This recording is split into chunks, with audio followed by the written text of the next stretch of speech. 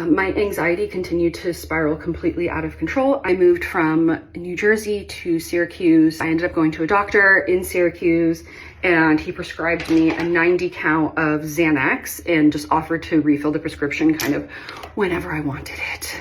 And I took him up on that. I think I took the Xanax once orally and I felt it hit me. And I was like, if this is what it feels like orally, I wonder what would happen if I were to crush it up.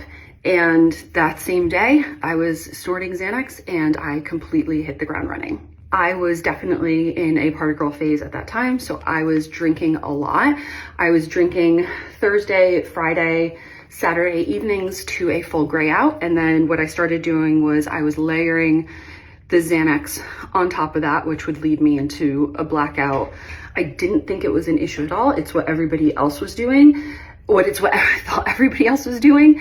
And I didn't realize that everyone else was doing like 10% of what I was doing, and I was just going completely off the rails. By this time I was like 23, 24. I was introduced to cocaine and I felt the same feeling of it when I first had it as to like that first feeling when I had alcohol, or the first feeling I had Xanax, where I was like, this is the one, this is what's going to cure everything. And I didn't have like any stable relationships.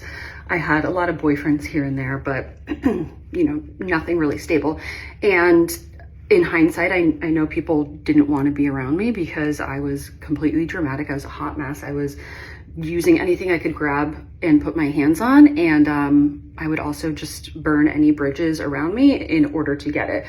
So when I was 24, I flew into Prague with a friend. In the Czech Republic, we went to Poland where my brother was living, and then we flew out of Berlin, Germany. When I was in Berlin, if you guys know the story, that's actually where I met Matt. So when I met Matt, my husband, I was at my absolute bottom. And because he had just met me, I think he thought like, oh, this is funny. Like, this is the way she is tonight.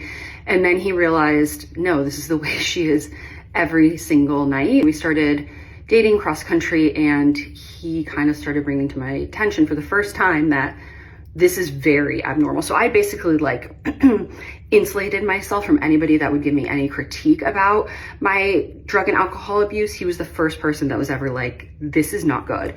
And essentially what started happening is he would say like, hey, promise me you won't use tonight. And I would absolutely be like, nope, I promise you, absolutely not. And then I would go and I would use. And I felt like I was an absolute pathological liar. I could not even believe myself, because I truly believed that I would not be using that night, and the next morning I would wake up in a complete mess.